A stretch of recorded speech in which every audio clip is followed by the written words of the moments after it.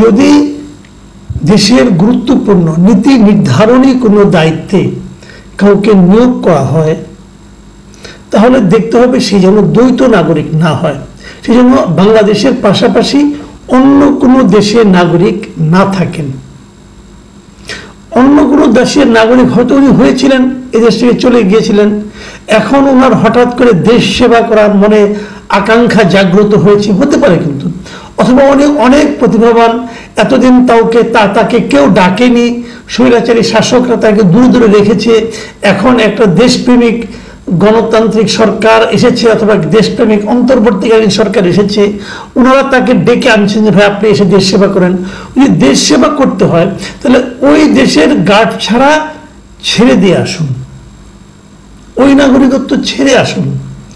আপনি কিছুদিন দেশ সেবা করে আবার 2 দিন পরে ওই দেশে চলে যাবেন, তখন আপনার মতলব নিয়ে আমার সন্দেহ হবে। এই ছিল আমার মূল বক্তব্য।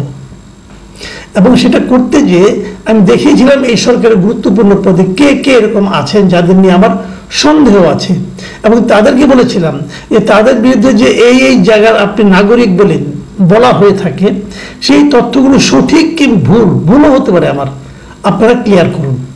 এই ছিল আমার প্রশ্ন। আমরা কি জবাব পাবো জানি না, তবে আমি কিছু কমেন্ট পেয়েছি, কিছু সমালোচনা পেয়েছি, কিছু প্রশংসা পেয়েছি। আমি সবগুলো আপনার কাছ থেকে আপনাদেরকে পড়ে শোনাই। 2-1টার ক্ষেত্রে আমি আবার পাল্টা মন্তব্য করব। জুলহাস মিয়া লিখেছেন, আপনি তাদের কাছ থেকে কোনো উত্তর পাবেন না, কারণ তারা আমেরিকার মেটিকুলাস ডিজাইন বাস্তবায়ন করতে এদেশে এসেছে। দেশটাকে ময়লার ভাগার বানিয়ে আমেরিকায় পালিয়ে যাবে। ওরা সবগুলা আমেরিকার এজেন্ট হয়ে এদেশে এসেছে। এ আহমেদ লিখেছেন, মাসুদ ভাই আপনার বক্তব্য শুনে মনে হলো আমাদের দেশটা ইউরোপ, আমেরিকা, কানাডা হয়ে যাবে। শেখ হাসিনার আমলে ইন্ডিয়া দেশ চালাতো, এখন পশ্চিমারা দেশ চালাচ্ছে। 5 বছর তাদেরকে সময় দেওয়া হোক। আহমদ সাহেবের রসিকতা আমি গ্রহণ করলাম।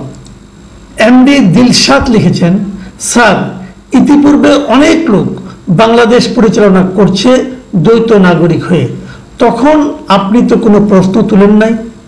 এখন বিশ্ববিখ্যাত লোক দেখে আপনার এত অন্তর্জ্বালা কেন, বলবেন প্লিজ। হ্যাঁ ভাই, আমি এখানে একটা কথা বলি, আমাদের না একটা কমন ব্যাপার আছে, কিন্তু কেউ কিছু বললেই বলে কি এতদিন কথা বলেননি কেন। আচ্ছা ধরা যাক এতদিন বলিনি, আমি আপনাকে আবার বলি, আমি কিন্তু বলেছি, আমি আগের সরকার নিয়ে অনেক কথা বলেছি।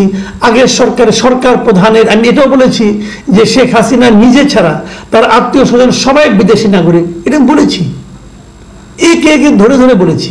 আপনি শুনুন নাই ভাই, আমি কি করবো বলেন? আমি তো আপনাকে শুনে দিয়ে আসতে পারবো না। আমি বলেছি ধরা যাক, আগে বল আপনার কথা সত্য ধরলাম, ধরে নিচ্ছি তর্কের ক্ষেত্রে আপনার কথা সত্য, আগে বলি নাই। আগে বলি নাই বলে কি এখন বলা যাবে না? আগে যারা ছিল তারা তো দুষ্ট ছিল, তারা তো স্বৈরাচারী ছিল। তো স্বৈরাচারীরা যে অন্যায় করেছে, যে অপকর্ম করেছে, সেই অপকর্ম যদি ডক্টর ইউনূসের মতো সরকারও করে তাহলে সেটা আমাদের ভালো লাগবে? আমরা যেটা চাই না। আগে এরা অপকর্ম করেছে বলেই তো তাদের আমরা সরিয়েছি। এরপরে মন্তব্যটা করেছে অ্যাড বাংলা মিডিয়া। তিনি লিখেছেন, আপনার আমি শতভাগ একমত, মানে আমার সঙ্গে আর কি বোঝাগুলো। আর কেউ এটা নিয়ে বলে না। আমার মনে হয় এই বিষয়ে সবার বলা উচিত। আমিও তাই মনে করি, সবাই আওয়াজ তুলেন, দেখবেন কাজ হবে। হাসান ওয়ার্ল্ড থিঙ্ক, তিনি লিখেছেন, ভাইরে এত সত্য কথা বললেন না। সবাই যেভাবে সাংবাদিকতা করছে আপনিও সেভাবেই করুন না। আপনি যদি কোনো মিডিয়ায় বা সংবাদপত্রের সাথে যুক্ত থাকতেন তাহলে এতটুকু সময়ের মধ্যে আপনি চাকরি শেষ হয়ে যেত। তবে সাহসীরা রক্তচক্ষু ভয় পায় না। ধন্যবাদ আপনাকে, দেশের সংবিধান অনুযায়ী অসাংবিধানিক ক্ষমতাকে আপনি একটা চ্যালেঞ্জ ছুড়ে দিলেন। রেজা করিম লিখেছেন, তারেক রহমান ব্রিটিশ আর বাংলাদেশ, মানে উনি জানতে চেয়েছেন তারেক রহমান কোন দেশের নাগরিক, উনি কি ব্রিটিশ নাগরিক না বাংলাদেশের নাগরিক? দেখুন এই প্রশ্নটা আমি আগে একটা অনুষ্ঠানে করেছিলাম, কিন্তু এই বিদেশি নাগরিক দ্বৈত নাগরিক নিয়ে বলেছিলাম, এবং তারেক রহমান সম্পর্কে আমি জানতে চেয়েছিলাম এই তারেক রহমান আসলে কি। এবং আপনাদের জন্য বলি, আমি একদিন বলিনি কথাটা, বলার মতো সুযোগ পাইনি বলে আজকে রেজা করিম সাহেবের প্রশ্নের প্রেক্ষিতে বলছি।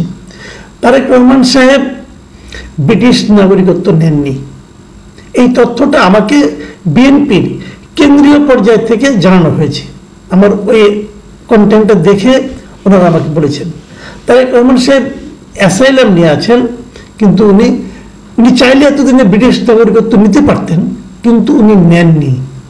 উনি এখনো বাংলাদেশের নাগরিক হিসেবে আছেন, এটাই আমাকে জানানো হয়েছে। সত্য মিথ্যা আপনারা চেক করুন। যদি ওনারা মিথ্যা বলে থাকেন আপনারা বলুন, আমরা সেটাও প্রচার করব। অন্তরা মিষ্টি লিখেছেন, জয় আইসিটি অ্যাডভাইজার ছিল ইউএস এর সিটিজেন হয়ে, সেটার বিচার চান আগে। জয়ের নামই আগে জবাব চান, জয়ের নামে আগে জবাব চান। দেখুন, জয়ের ব্যাপারটা নিয়ে আমি বলেছি, কয়েকদিন আগেও বলেছি যে উনি তো বিদেশি নাগরিক, উনি কি করে আইসিটি মন্ত্রী থাকেন আমাদের। আমি মনে করি সেটা অন্যায় ছিল, আমি এখনো মনে করি সেটা অন্যায় ছিল এবং এর একটা বিচার হওয়া উচিত। এখন আমার প্রশ্ন হলো, আগের সরকার অন্যায় করেছে বলে কি এই সরকারের অন্যায়টা জায়েজ হয়ে যাবে? আমি কিন্তু এই প্রশ্নটা করেছি।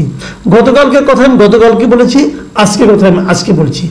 আগামীতে যদি বিএনপি সরকার আসে অথবা অন্য কোনো সরকার আসে, আমি যদি সেই সরকারের মধ্যে এই ধরনের কিছু পাই, কেউ যদি আমাকে দেখিয়ে দেয়, আমরা অবশ্যই কথা বলবো, আমরা প্রশ্নগুলো করতে থাকবো। তবে আগের একটা অন্যায় দিয়ে বর্তমান অন্যায়কে জাস্টিফাইড করা ঠিক হবে না। ইসহাক আলী লিখেছেন, আপনার তথ্যগুলো যদি সঠিক হয় এবং সেক্ষেত্রে এই সরকারকে যদি কেউ দ্বৈত সরকার বলতে চায়, তাহলে কি অন্যায় হবে? তার কি অন্যায় হবে? অথবা আল্লাহ না করুন, যে দুই দেশের নাগরিকত্ব আপনারা গ্রহণ করেছেন, সেই দুই দেশের সংঘাত বা যুদ্ধ লাগলে কোন দেশের পক্ষ অবলম্বন করবেন? এই কথাটাই আমি কিন্তু বলেছি, আপনি আমার কথাটাই বললেন, আপনি আরো ডিটেইলে বললেন। এটাই এখানে কিন্তু কনফ্লিক্ট অফ ইন্টারেস্টের প্রশ্নটা এসে যায়, আপনি কোনটা বললেন। তানভীর হাসান শাওন লিখেছেন, এ তথ্য আপনি না দিলে দেশের মানুষ জানতেই পারত না, কারণ মিডিয়াগুলো বর্তমানে স্বাধীন নয়, বরং দালালি করছে এবং তেল ব্যবহার করছে। আমি না দিলে জানতে পারতো না, কথা ঠিক না। হয়তো অনেকেই জানে, খণ্ড খণ্ড ভাবে জানে। আমাকেও যে আমি যে খুব জানি তা না, কিন্তু আমাকে অনেকে পাঠিয়েছে, সেগুলো আমি ওই খণ্ডগুলোকে একত্র করে আমি প্রশ্নগুলি করেছি। আমি কিন্তু নিজেও কনফার্ম না কে কোন দেশের নাগরিক। যে প্রশ্নগুলো উঠেছে সেগুলো আমি জাস্ট কেবল উত্থাপন করেছি, এবং আমি আশা করেছি যদি আমাদের কোনো ভুল থাকে সংশ্লিষ্ট ব্যক্তিরা আমাদেরকে জানাবেন, আমরা সেগুলো সতর্ক হয়ে যাব। আবুল হাসনাত লিখেছেন, অসাধারণ গঠনমূলক আলোচনা করেছেন মাসুদ কামাল ভাই, আশা করি সংশ্লিষ্টরা নিশ্চয়ই আপনার প্রশ্নের জবাব দিবেন, আমরাও আপনার মাধ্যমে জানতে চাই। শেষ কমেন্টটা পড়ছি, এটা লিখেছেন রিহান্স এরিনা।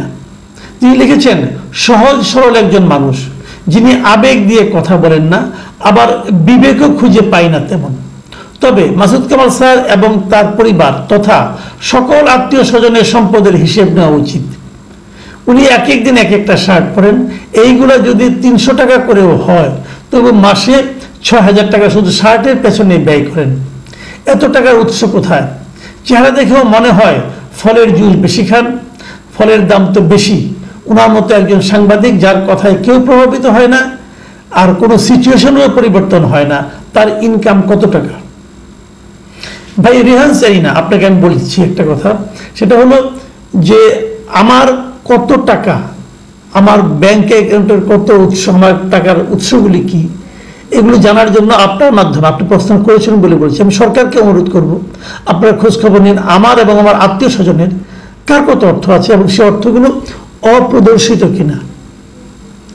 আমি নিজে অনেকদিন ধরে চাকরি করি, গত 2 বছর ধরে করি না এখন আর।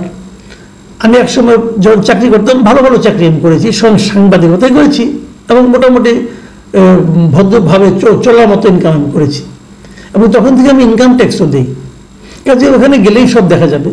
তারপরে যদি কেউ ব্যাংক অ্যাকাউন্ট চেক করতে চান, যেটা নাকি আগে সরকারের আমলে একাধিকবার করা হয়েছে বলে আমি জেনেছি, তারাও অনেক কিছু চেষ্টা করেছে আমার বিরুদ্ধে বের করার জন্য, আপনারাও চেষ্টা করে দেখতে পারেন। এবং রিহান সাইনাকে আমি ব্যক্তিগতভাবে বলছি, যদি আপনার আগ্রহ থাকে আপনিও আমার কাছে আসতে পারেন, আপনাকে আমাকে সবগুলো অ্যাকাউন্ট নাম্বার আমি দিয়ে দেবো। আমার অনেকগুলো অ্যাকাউন্টও এই কারণে আমি অনেকগুলি চাকরি করেছি, যখন যেখানে চাকরি করতাম তাদের একটা স্যালারি অ্যাকাউন্ট থাকতো, সেই অ্যাকাউন্টগুলি সবগুলি বন্ধ করা হয় নাই, এই জন্য অনেকগুলি অ্যাকাউন্ট।